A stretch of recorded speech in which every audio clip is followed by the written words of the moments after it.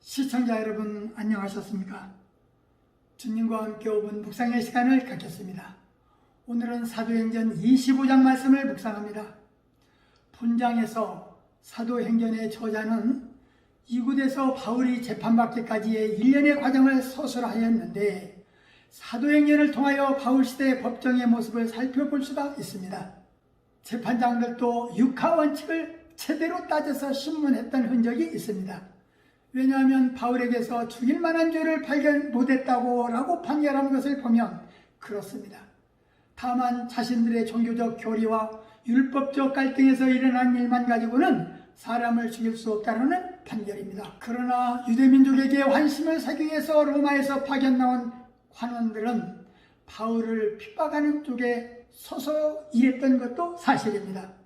유대인들은 새로 부임한 베스도 총독을 이용해서 바울을 제거하려 했으나 바울이 가이사에게 재판받을 것을 요청하였기에 이 음모는 무산되었는데 새로 부임한 베스도는 바울이 상소했으므로 황제에게 보내야 했는데 그러면 글을 올려야 했습니다. 죄수를 보내면서 문제가 무엇인지 보고하지 않으면 책임을 추궁하기 때문입니다. 그러나 유대교에 관해 잘 모르는 그는 아직 충분한 자료를 확보하지 못했기 때문에 아그리빠의 신문을 요청했던 것입니다. 바울이 가이사에게 상소할 수 있었던 것은 로마 시민권자의 특권이었으며 바울은 이 특권을 사용했습니다. 이로써 바울은 유대인들의 살해 음모에서 벗어나는 한편 당시 세계의 중심지인 로마에 가서 복음을 전하려던 오랜 열망을 성취할 수 있습니다. 비록 죄수의 신분이었지만 바울은 복음을 들고 당당히 로마로 향할 수 있었습니다. 이후 바울은 로마로 압송되어 주님이 택하셨던 복음을 전하는 일을 하였습니다. 역사는 남겨지는 것이기에 혹 우리가 불의에 행하는 일이 있다면 그 무엇으로 하나님 앞에서 숨길 수 없을 것입니다. 사도행전을 통하여 당시 역사적인 정당치 못했던 일들을 알 수 있으리라는 것을 당시 사람들이 상상이나 있겠는지 말입니다. 사도들의 발자취에는 예수님만 있었습니다. 우리 또한 죽은 후 부활하여 우리 모습을 바라보는 그날이 있다는 것을 믿지 못한다면 그런 자는 부끄러움을 면치 못할 것입니다. 우리는 언제나 역사 앞에 진실해야 합니다.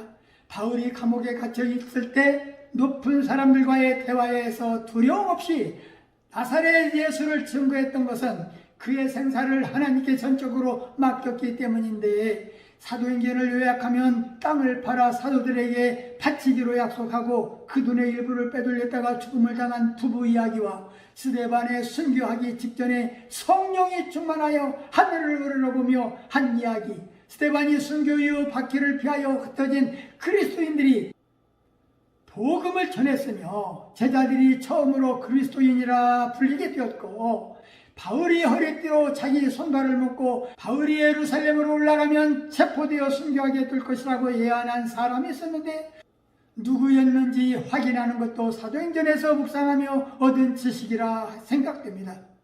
말씀을 묵상하며 사도들의 발자취는 예수님의 흔적만 남았고 복음을 위한 발걸음이었고 전도 선교의 발걸음입니다. 우리의 지나온 발자취에 무엇이 남아있는 것인가? 전도와 선교의 흔적이 묻어 있어야 할 것입니다. 말씀을 참고하며 기도하며 묵상의 시간을 마치겠습니다. 좋으신 하나님 아버지, 사도행전 25장 말씀을 묵상하면서 바울이 가로되 내가 가이사의 재판자리에 섰으니 마땅히 거기서 신문을 받을 것이라. 당신도 잘 아시는 바와 같이 내가 유대인들에게 불의를 행한 일은 없다고 하였습니다. 주님, 바울은 잘못이 없음에도 예수 부활을 전하다가 체포되어 재판을 받았습니다. 그 재판은 의로운 재판이었고 하늘나라를 위한 재판이었습니다. 우리 성도들에게도 예수님을 알리는 재판받기를 즐거워하게 하옵시고 우리의 재판장 되시는 하나님 앞에서 인정받는 그날을 꿈꾸며 살게 하옵소서. 이 세상에는 주의 뜻에 무지한 자와 말씀에는 관심 없는 자와 의식적인 경건주의자들과 입술로는 주를 공경하되 마음은 말씀과는 동떨어져 사는 자들이와 자신들의 의를 세우려고 힘쓰는 어리석고 불의한 자들이 많이 있사오니 저들에게 긍휼을 베풀어 주셔서 진리 되신 주님 앞에 모두가 복종하게 하옵소서. 예수님 이름으로 간절히 기도하옵나이다. 아멘.